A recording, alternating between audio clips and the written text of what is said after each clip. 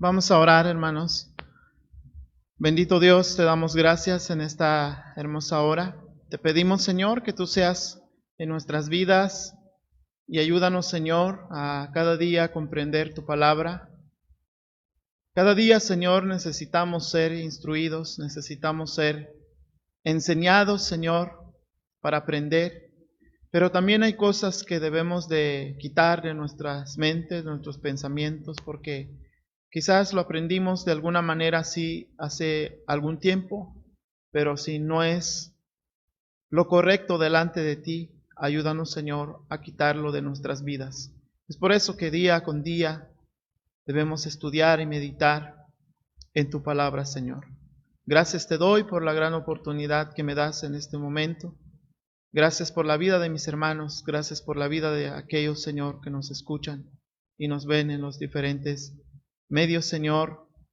Gracias porque tú eres bueno y maravilloso. En el nombre de Cristo Jesús. Amén, Señor.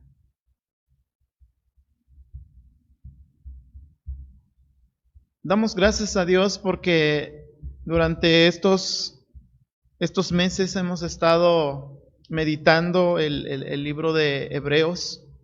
No nos hemos detenido mucho a ver detalles que traen muchas cosas que aprender en cada verso, en cada frase de Hebreos.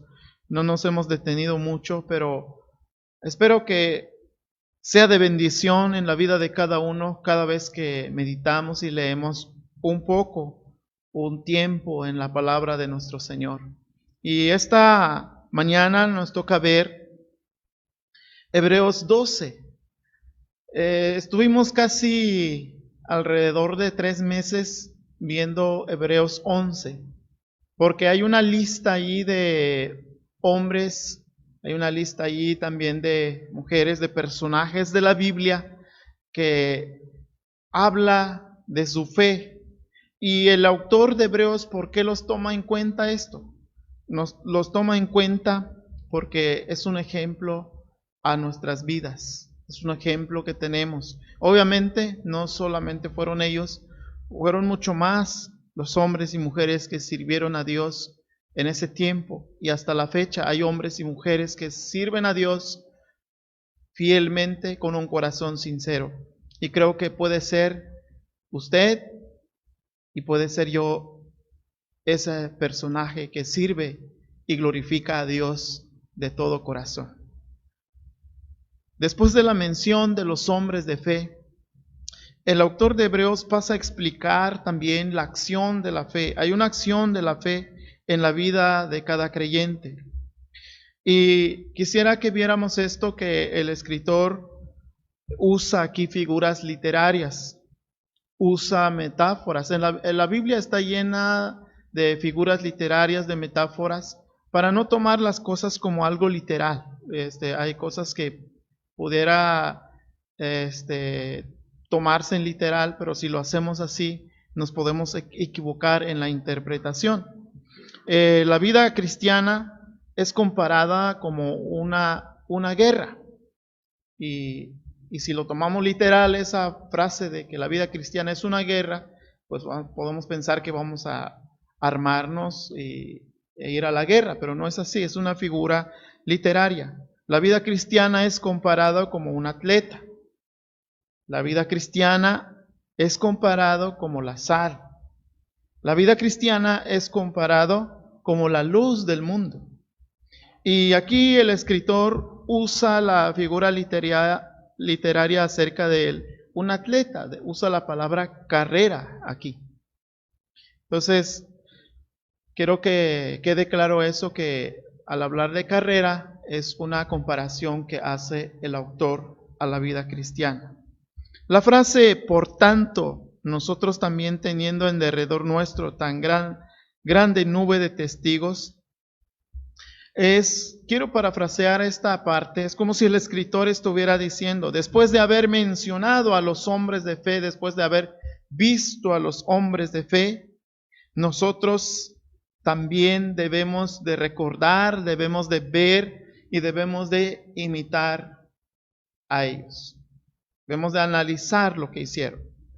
Aquí el autor visualiza a estos antiguos hombres que triunfaron con su fe y los pone de testigo y dice que son una nube de testigos, dando a entender esto, que son muchos. Es decir, no solo los que se mencionan en Hebreos 11, sino es mucho más, es mucho más. El mismo escritor dice en el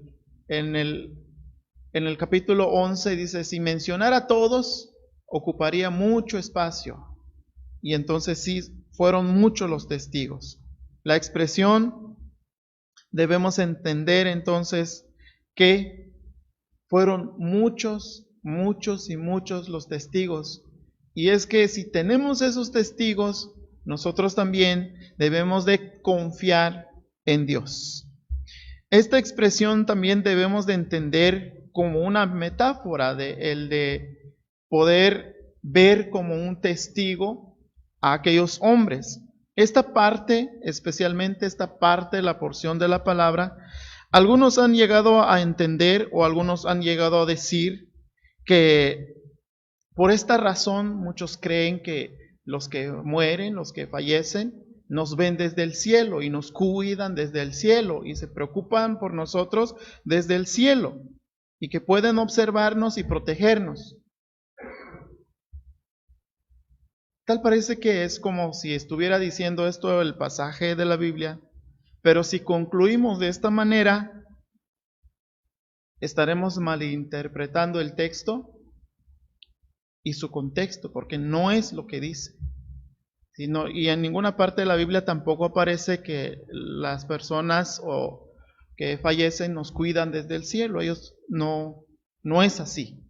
Dios es el que nos cuida. Ellos, los que están en la presencia de Dios, ellos no tienen realmente noción de nosotros.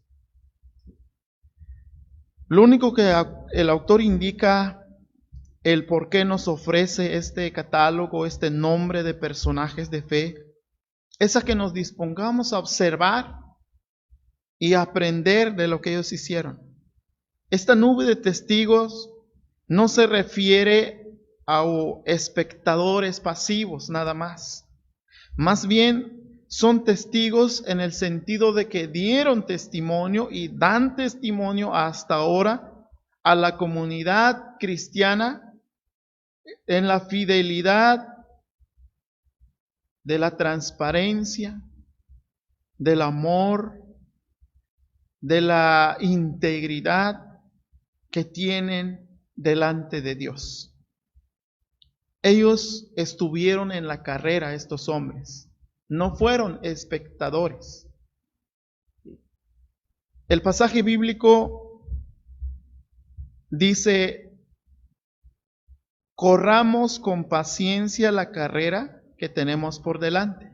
Es decir, después de haber visto a estos hombres, estos testigos que corrieron, que vivieron, que adoraron, que glorificaron a Dios, nosotros también corramos con paciencia la carrera que tenemos por delante. Pero, yo quise poner este pero hay un pero.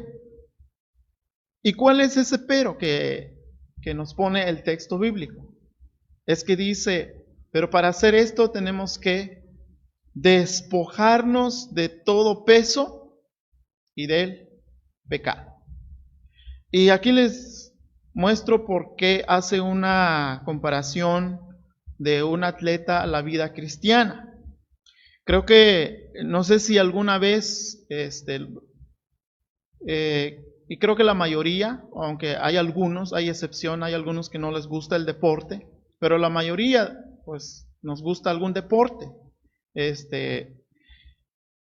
Si quieres estar en un equipo, no de primera división, sino en un equipo donde quieres jugar y quieres resaltar en ese equipo, ¿qué tiene uno que hacer? Varias cosas, empezando con entrenar, empezando con cuidar la alimentación, hacer muchas cosas, muchas cosas. Y entonces, uno de los mayores retos o problemas de un atleta es enfrentarse con el peso. Es decir, Hace poco me tocó manejar bicicleta hace como 3, 4 meses creo, y ya tenía mucho tiempo de no manejar bicicleta y quise hacerlo rápido. Sí lo pude hacer. Fueron durante 10 minutos creo el manejar bien rápido. Terminando, nada más me bajé de la bicicleta, me empecé a marear. ¿Saben por qué?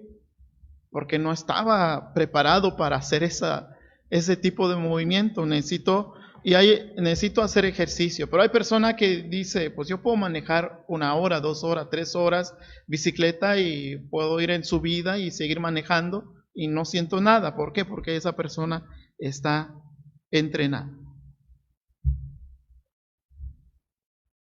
Algo que pasa en la vida del creyente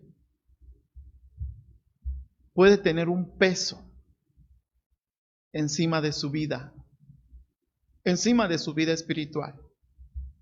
Y el peso puede ser algo tan sencillo, algo tan simple, que es lo que le estorba a seguir caminando, a seguir en la carrera.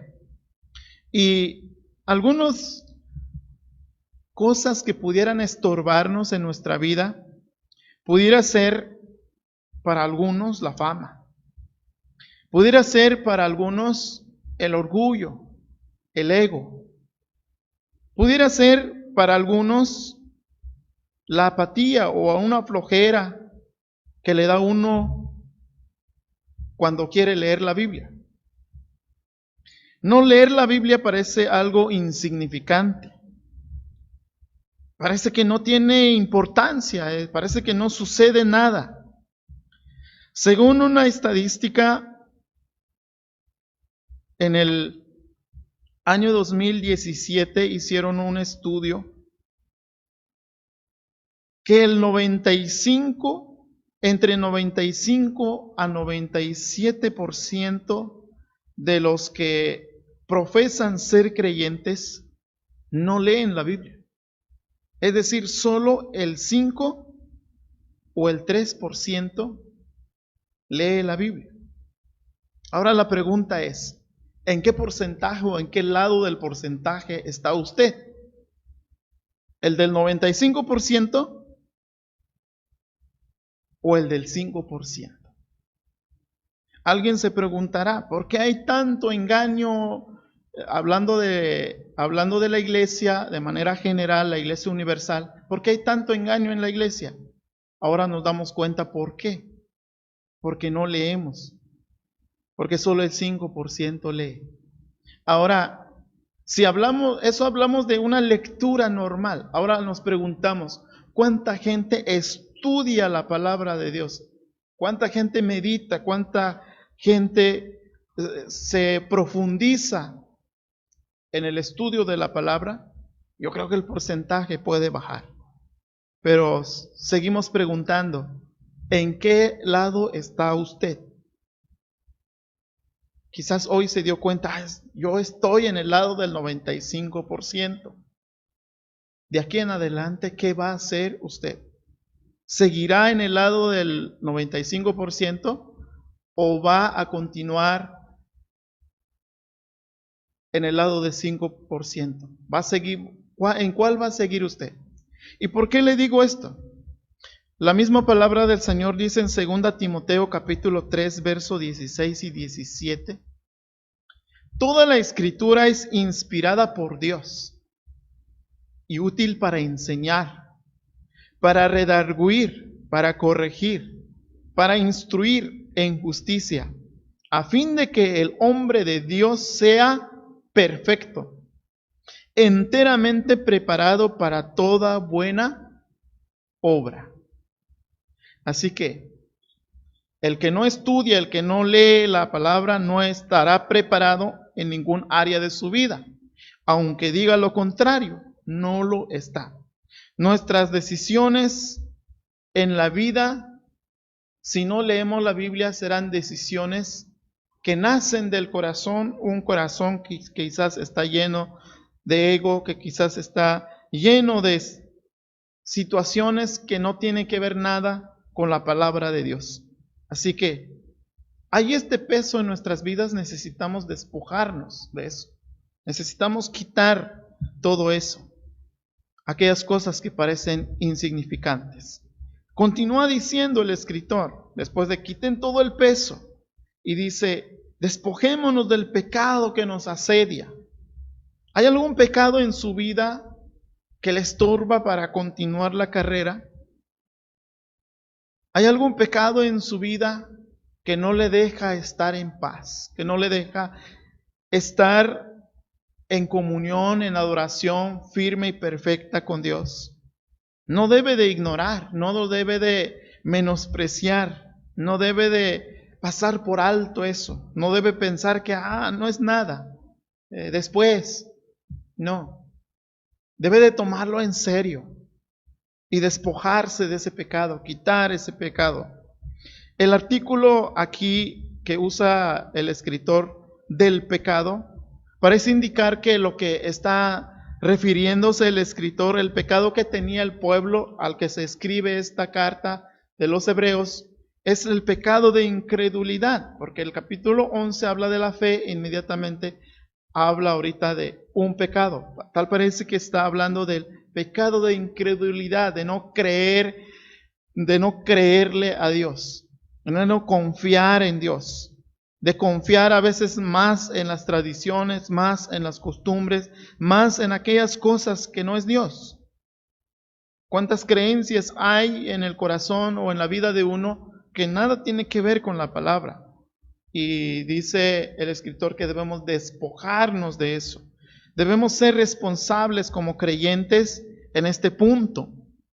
Porque algunos, y si no es que muchos o creyentes, quieren pasar el tiempo cuando hay un error, cuando hay un obstáculo, cuando hay un pecado. Quieren pasar el tiempo echándole la culpa a Satanás o a los demonios. Si los pecados que nos asedian, si los pecados que nos estorban en verdad fueran resultado de la posesión demoníaca o de la influencia de Satanás, si en verdad fuera esto, nos dijera la palabra, nos enseñara la palabra. Pero ¿saben qué dice la palabra del Señor? Y quisiera que viéramos Santiago capítulo 1, verso 14 y verso 15. Vamos a leer. Dice así la palabra de Dios: sino que cada uno es tentado cuando de su propia concupiscencia es atraído y seducido. Entonces la concupiscencia, después que ha concebido, da a luz el pecado, y el pecado, siendo consumado, da a luz la muerte. En ningún momento aquí Santiago está diciendo que es que Satanás es el que a ustedes les pone esto. No, sino que cada uno es tentado cuando de su propia concupiscencia es atraído. Entonces debemos ser responsables en eso.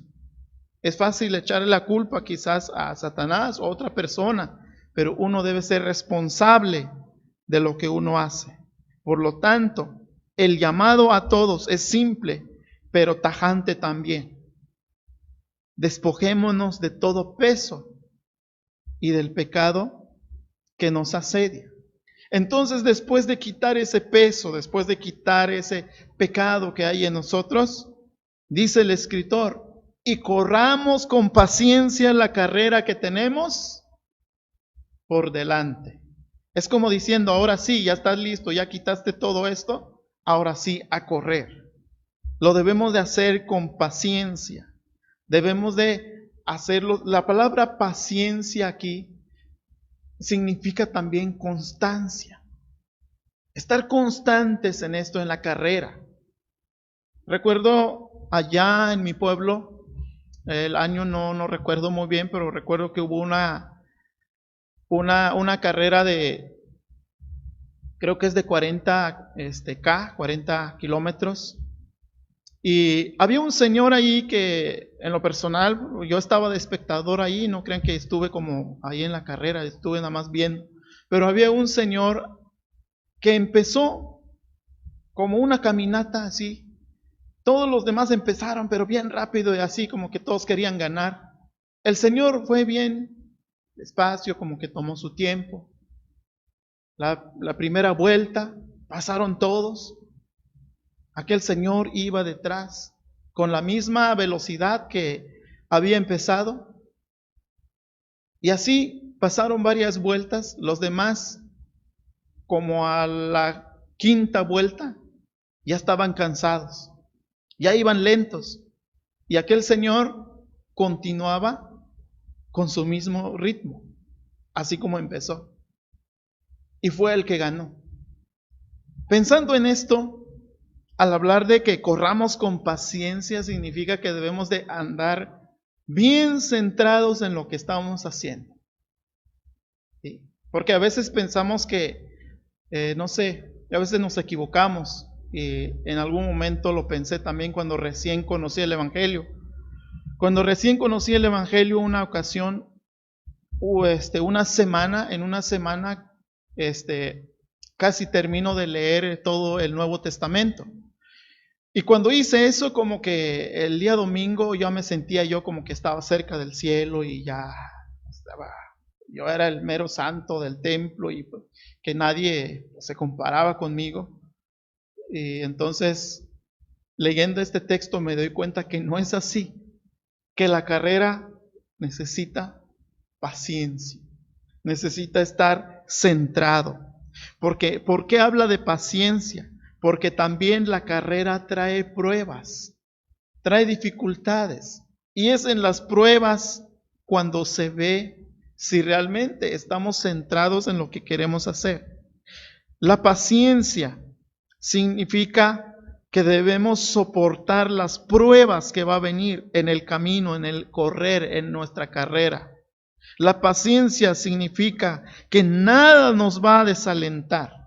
A pesar de las circunstancias, a pesar de las situaciones difíciles, nada nos va a desalentar. Vamos a continuar, vamos a seguir corriendo, como dice el escritor. La carrera que tenemos por delante es siempre hacia adelante. Ahora bien, también hay que saber por qué estamos corriendo, dónde está nuestra mirada. El tema de esta mañana es, mi enfoque es Jesucristo. En la carrera, en su vida cristiana, ¿cuál es su enfoque de usted? ¿En qué piensa usted en el caminar de su vida cristiana? Quiero decirle esto. Si Jesús ha entrado en contacto con su vida como creyente, ya no se separará del Señor. Y si usted ha entrado en contacto con Jesús por medio de la fe que le ha dado, tendrá usted una nueva experiencia y todo lo que hará, lo hará porque Cristo está en su vida. Y Pablo lo experimentó. Y quisiera leer este verso de Gálatas 2:20. Gálatas 2:20 dice, con Cristo estoy juntamente crucificado, y ya no vivo yo, mas vive Cristo en mí. Y lo que ahora vivo en la carne, lo vivo en la fe del Hijo de Dios, el cual me amó y se entregó a sí mismo por mí. Si usted está en Cristo, si su enfoque está en Cristo, ya no vive usted. Busca la manera de agradar a Cristo. La palabra carrera fue una de las palabras favoritas de Pablo. Pablo usó muchas veces esa frase de carrera. Por eso nosotros también debemos entender que nuestra carrera es mirar a Cristo Jesús. Entonces, como podemos ver, en el transcurso de nuestra carrera, la orientación, el autor de Hebreos nos dice que debe estar nuestra mirada ¿en dónde? Hebreos 11:2 dice, puesto los ojos en Jesús. Esta frase, puesto los ojos en Jesús, Es de suma importancia que lo tenga en mente. Es de suma importancia que si usted tiene una Biblia lo subraye. Es de suma importancia si usted quiere lo anote en una hoja y lo ponga en la puerta de su casa, ahí donde se duerme, lo ponga a un lado para que lo vea puesto los ojos en Jesús. Para que no esté perdiendo su mirada, su atención por otras cosas que no sea Jesús. Porque si lo hace, se equivocará. ¿Saben por qué la mayoría de los creyentes se equivocan?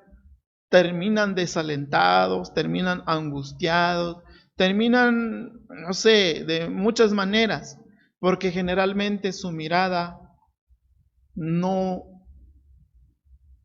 es en Cristo. Muchas veces es en una persona, muchas veces es en un deseo, en un anhelo personal. Entonces, si hacemos eso, no lograremos andar bien en la carrera. Sufriremos en la carrera y no disfrutaremos la carrera. Jesús disfrutó su carrera. El escritor de Hebreos continúa diciendo, hablando de Jesús, puesto los ojos en Jesús, dice, el autor y consumador de la fe. Jesús es el autor, pero también el consumador de la fe. Es decir, aseguró que para aquellos que les iba a dar fe, lo iban a tener en verdad, no iba a ser un juego, no iba a ser de que un rato sí y al rato ya no. Él lo aseguró. Y dice el escritor, el cual por el gozo puesto delante de él sufrió la cruz. Jesús no miró la cruz. Jesús no dijo, qué sufrimiento. Alguna vez expresó al Padre, Padre, si fuera necesario, pase de mí esta copa. Pero no se haga como yo quiero, sino como tú quieres. En su vida como Jesús hombre, claro que sentía dolor, sentía aflicción. Todos nosotros sentimos dolor, sentimos aflicción. En una ocasión, una hermana estaba pasando una situación muy difícil. Falleció su esposo, falleció su hijo. Y ella decía, sufro mucho porque no entiendo lo que Dios hace. Y cuando decía eso, era porque alguien le había enseñado que ella no debería de llorar. Que como era creyente no debería de llorar, no debería de demostrar ninguna lágrima, debería de confiar. Imagínense lo que se estaba guardando esta hermana en su corazón. Cuando me dijo eso, yo le dije, mire, lo que debería de hacer ahorita es ponerse a llorar. Llora todo lo que quiera. Y saca todo lo que hay en su corazón. Cuando a veces le decimos a la gente, debe de tener gozo, no significa que esa persona no vaya a llorar. No significa que esa persona no se vaya a poner triste. Claro, puede llorar en algún momento, se va a poner triste en alguna situación, pero cuando hablamos del gozo, el gozo significa que aunque estoy llorando en este momento, aunque estoy triste por la situación que está pasando, pero mi enfoque está en Cristo Jesús. Eso me alienta, eso me levanta, eso no me deja quedarme en el suelo. Eso es el gozo. Cristo Jesús sufrió, Cristo Jesús sintió como Jesús hombre, pero su mirada no estaba en la cruz, estaba más allá en la cruz. Su mirada estaba en la salvación de usted y en la salvación mía, porque Él quería salvarme. Dice también que Jesús menospreció el oprobio y se sentó a la diestra del trono de Dios. Solo podremos correr esta carrera si es que vemos a Jesús. Si tenemos nuestra mente, nuestros ojos fijos en Jesús, solo de esa manera podremos correr esta carrera. Jesús, Él es nuestro centro. Él es nuestra inspiración. Él es el autor y consumador de la fe. En Él solo encontraremos la fortaleza para vencer. Como dice el apóstol Pablo en segunda carta a Corintios capítulo 2, verso 14. Mas a Dios gracias, el cual nos lleva siempre en triunfo en Cristo Jesús, y por medio de nosotros manifiesta en todo lugar el olor de su conocimiento. Y ya lo decía Jesús en Juan 15:5, separados de mí, nada podéis hacer. Debemos cuidarnos siempre de dejar de ver a Jesús. Debemos de aprovechar cada momento, ver solamente a Jesús, porque Él es el autor y consumador de la fe. Y el mismo apóstol Pablo dice en Filipenses 1:6, el que comenzó en vosotros la buena obra, la perfeccionará hasta el día de Jesucristo. Jesucristo, Él es el que nos va a perfeccionar, no el hermano, no yo a ustedes, no ustedes a mí. Claro, podemos orar unos por otros, podemos aconsejarnos unos a otros, podemos orientarnos unos a otros, podemos exhortarnos unos a otros, podemos llamarnos la atención unos a otros, pero yo no soy el que va a perfeccionar su vida. No es usted el que va a perfeccionar mi vida, es Cristo Jesús. Debemos mirar siempre a Cristo Jesús para continuar la carrera. Jesús sabía que traía la cruz un sufrimiento, pero Él veía a los que iban a ser salvos. Y con gozo sufrió, y con gozo se entregó, y Él venció. Por eso cuando dijo, consumado es, fue la mayor victoria de Cristo Jesús, pero también fue una victoria nuestra, porque hoy puedo decir, soy salvo. Usted puede decir, soy salvo, por lo que Cristo hizo. Jesús menospreció el oprobio. La palabra oprobio es un concepto que se utiliza para nombrar un deshonor, una ofensa, un agravio o una infamia. Puede pasar eso en la vida del creyente. Es fácil estar en la carrera si no hay una ofensa, si no hay un agravio, si no hay una infamia, si no hay un deshonor. Es fácil. Pero ¿qué pasa si sucede? ¿Qué pasa si viene en esa circunstancia? ¿Dónde va a estar su mirada? Espero que sea en Cristo Jesús. Y saben, Jesucristo enseñó un evangelio que a veces nos tiene que hacer reflexionar, porque Él nunca nos enseñó que en esta carrera cristiana, Él nunca nos dijo que iba a ser fácil. Quisiera mencionarles algunos textos y quisiera que viera si Jesús en algún momento dijo que la situación iba a ser fácil. Lucas capítulo 14, verso 25 al 27 dice: grandes multitudes iban con él y volviéndose les dijo: si alguno viene a mí y no aborrece a su padre y madre y mujer e hijos y hermanos y hermanas y aún también su propia vida, no puede ser mi discípulo.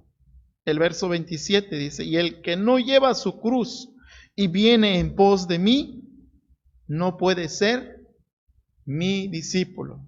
El mismo capítulo, el verso 33 dice: de la misma manera, cualquiera de ustedes que no renuncia a todo lo que posee, no puede ser mi discípulo. Quiero ver y quiero que veamos lo que dijo Jesús en Mateo capítulo 24 del verso 9 al 13. Entonces os entregarán a tribulación y os matarán, y seréis aborrecidos de todas las gentes por causa de mi nombre. Muchos tropezarán entonces y se entregarán unos a otros, y unos a otros se aborrecerán. Y muchos falsos profetas se levantarán y engañarán a muchos. Y por haberse multiplicado la maldad, el amor de muchos se enfriará. Mas el que persevere hasta el fin, éste será salvo. ¿Dónde tiene su mirada, amado hermano y amigo? ¿Dónde está su enfoque? Hay unas palabras del predicador muy conocido, Spurgeon, que me llamó la atención. En una porción de uno de sus mensajes dijo esta expresión, y lo voy a leer. Usted es un cobarde. Sí, anótelo. Usted es un cobarde. Sigue diciendo, si alguien le llamara así, usted se pondría colorado, porque tal vez usted no sea cobarde en ningún otro aspecto. Qué cosa tan vergonzosa es que mientras usted es audaz en todos los demás, y usted es cobarde respecto a Jesucristo, valiente para el mundo y cobarde para las cosas de Cristo. Me llamó la atención, fue una predicación de este predicador, y que a veces tenemos esa actitud. Somos valientes para muchas cosas, pero a la hora de hablar de Cristo, a la hora de vivir para Cristo, muchas veces somos cobardes, ¿verdad? Pero quiero invitarle a que nuestra mirada, nuestro enfoque sea en Cristo Jesús. Recordemos que la vida de los primeros creyentes fue de persecución, fue de una situación difícil.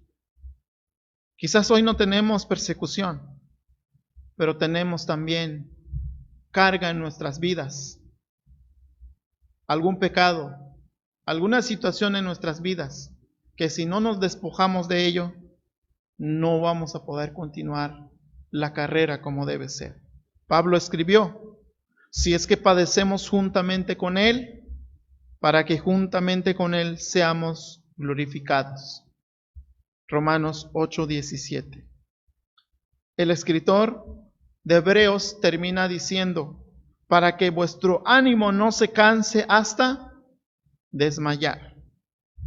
Amados hermanos, en conclusión, quisiera decirles que cada uno de nosotros no debemos de mirar, no debemos de prestarle atención una santificación personal por nuestro propio esfuerzo, porque no lo vamos a lograr.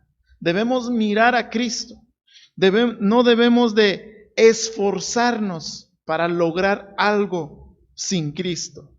Si lo hace, de seguro que fracasará.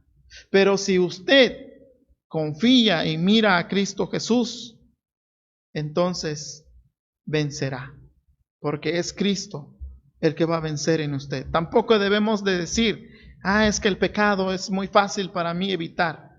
Para mí el pecado es algo insignificante. No.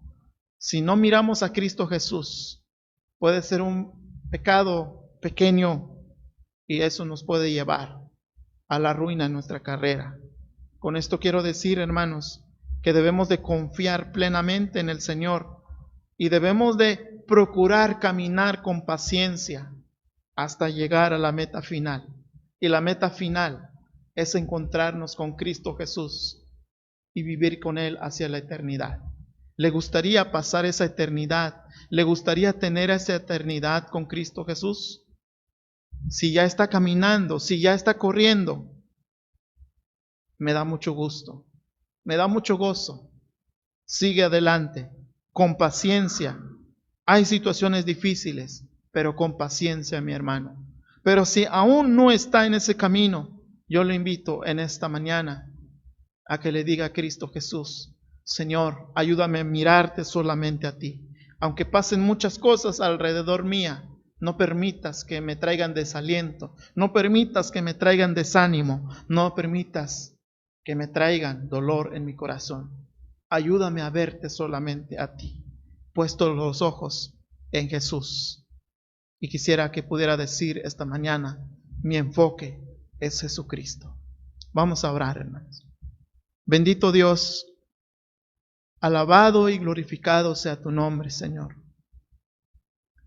Como creyentes muchas veces nos distraemos, muchas veces, Señor, empezamos a ver algunas cosas que hay en el mundo, pero no te vemos a ti. Es por eso, Señor, que ponemos en tus manos nuestras vidas y ayúdanos a tener, Señor, nuestros ojos puestos en ti. Y que nuestras palabras siempre sean: mi enfoque es Jesucristo. Mi mirada está en Cristo. Y por lo tanto venceré, porque ya no vivo yo, mas vive Cristo en mí. Bendito Dios, ayuda a mis hermanos, los que viven en ti. Y si alguien en esta mañana, Señor, quiere poner su vida en ti porque ha sentido que trae algún peso en su vida, algún pecado en su vida, y se quiere acercar a ti y pedirte perdón y continuar en esta carrera, te pido, bendito Dios, que tomes en cuenta y que bendigas su vida. En el nombre de Cristo Jesús. Amén, Señor.